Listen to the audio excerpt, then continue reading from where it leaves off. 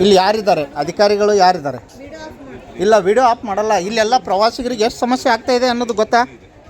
ಯಾಕೆ ಇದು ಮಾಡ್ತಾ ಇಲ್ಲ? ಇಲ್ಲಿ ಶಾಲಾ ಮಕ್ಕಳಿಗೆ ಸರಿಯಾದ ವ್ಯವಸ್ಥೆ ಯಾಕೆ ಮಾಡ್ತಾ ಇಲ್ಲ? ಇಲ್ಲಿ ಬಾಗಲಕೋಟೆ ಜಿಲ್ಲೆಯ ಬಾದಾಮಿ ತಾಲೂಕಿನ ಐತಿಹಾಸಿಕ ಸ್ಥಳವಾದ ಬಾದಾಮಿ, ಪಟ್ಟದಕಲ್ಲು, ಐಹೊಳೆ ಬಾಗಲಕೋಟೆ ಜಿಲ್ಲೆಗೆ ಕಿರೀಟ ಇದ್ದಂತೆ. ಆದರೆ ಅಭಿವೃದ್ಧಿ ಕಾಣದ ವಾತಾಪಿ ಪ್ರವಾಸೋದ್ಯಮ ಐತಿಹಾಸಿಕ ಪಟ್ಟದಕಲ್ಲು ವಿಶ್ವ ಪರಂಪರೆ ತಾಣವಾಗಿದ್ದರೂ ಮೂಲ ಸೌಕರ್ಯಗಳ ಕೊರತೆಯಿಂದ ವಿದೇಶಿ ಪ್ರವಾಸಿಗರ ಸಂಖ್ಯೆ ಕಡಿಮೆಯಾಗುತ್ತಿದೆ ಎಂಬ ಪ್ರಶ್ನೆ ಮೂಡಿದೆ.